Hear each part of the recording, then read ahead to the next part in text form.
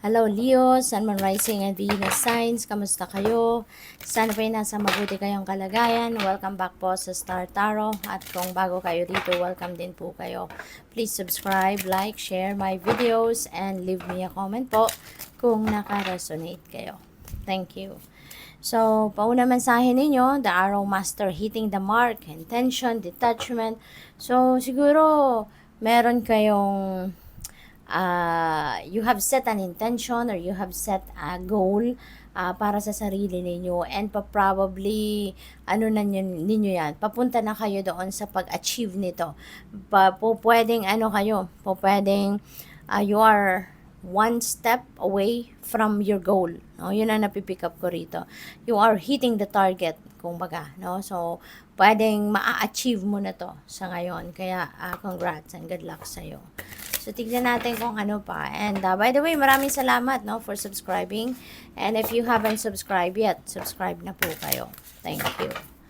So, we have willpower. Ayan, Leo. Kaya kayo, no, kaya ninyo marireach na yung goal ninyo. Kaya ninyo mahihit na yung kung ano man yung pinapangarap ninyo or yung goal ninyo rito or kung ano man yung gusto ninyong ma-achieve. Kasi, with the determination, focus, and hard work also, ginagamit ninyo talaga dito yung kung ano yung willpower ninyo. Sinusunod ninyo yung willpower ninyo, no?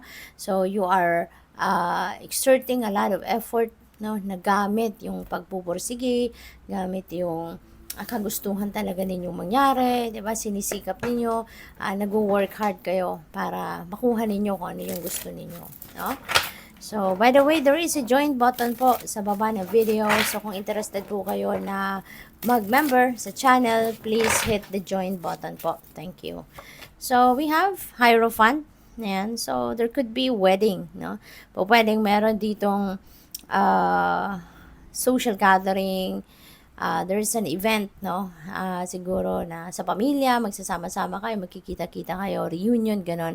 Kasi, pwedeng may kasalan. No? Pwedeng it's either kayo yung ikakasal or baka merong ikakasal, no, na malapit sa puso ninyo. Pwedeng kaibigan, pwedeng kamag-anak, pwedeng kapamilya, yung mga ganon, no?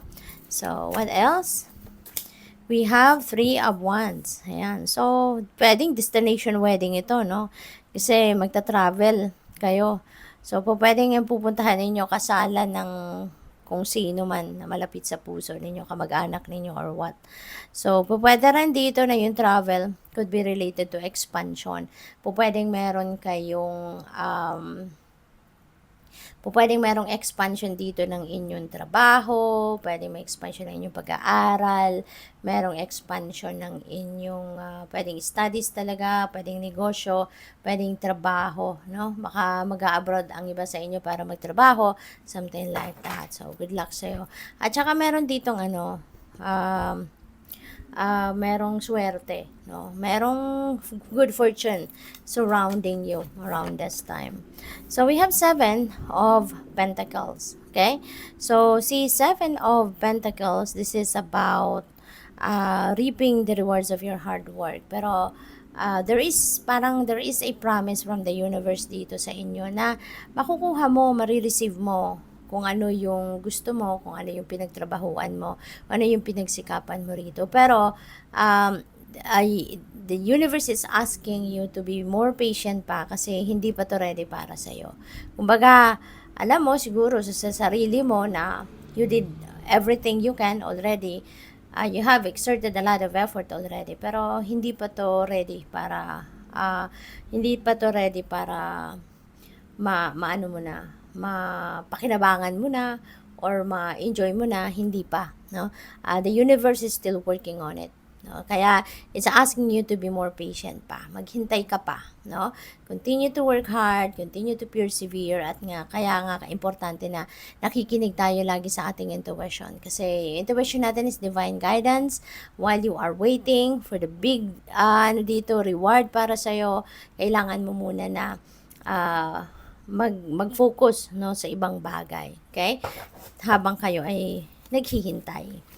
We have Queen of Swords. You need to communicate, no, clearly and effectively. Siguro ito yung isa sa mga kailangan mo para na magtagumpay ka.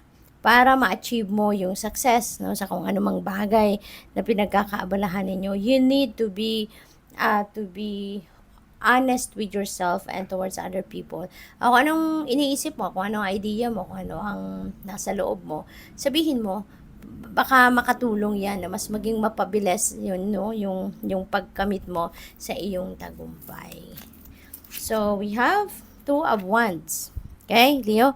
So, po pwedeng meron talagang maraming plano kayong iniisip, marami siguro kayong dinidiskarte, maybe you are setting a lot of intentions or different intentions. At ang maganda rito, parang hindi magtatagal at gagawin mo na to. You are going to work on it agad-agad, 'di ba? Yung parang pinagplanuhan mo pa lang, tapos hindi na to magtatagal or hindi mo na to papatagalin at you are going to make decisions at i-implement mo agad. No, gagawin mo agad. So siguro kasi habang iniisip mo to, marami na siguro, no, yung let's say opportunities and possibilities out there na siguro magbibigay na sa inyo ng opportunity or pagkakataon na para magawa mo na agad, 'di ba? Yung ganoon, para magawa mo na agad ito kung ano man yung pinaplano mo. So baka may mga opportunities na susulpot diyan that is going to be in support doon sa kung ano man yung goal mo or ano man yung plano mo. Kaya hindi ka na maghihintay pa, 'di ba, ng matagal, hindi ka na hahanap pa ng oportunidad kasi maaaring nandiyan na agad, no? Meron ng makakasuporta, 'di ba? Or baka yung kung ano man ang kailangan mo para maisakatuparan mo yung plano mo, baka nandiyan na ang mga resources, nandiyan na yung tao na kailangan mong makatulong, yung mga ganun ba? So, we have 7 of Cups. Ayan, marami pang oportunidad talaga ang dadating. Now, there are multiple opportunities coming your way.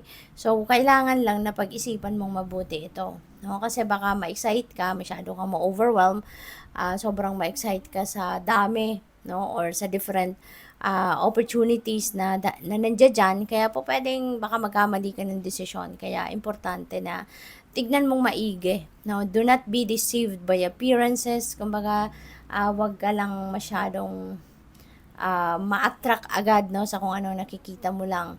Kailangan na i-research mo, kailangan na tignan mong maigi muna, 'di ba? Kung ano talaga ang mga nilalaman ng mga oportunidad na 'yan para sigurado ka, no, sa gagawin mo. Okay? So, good luck. Thank you for watching Love and Light. Namaste.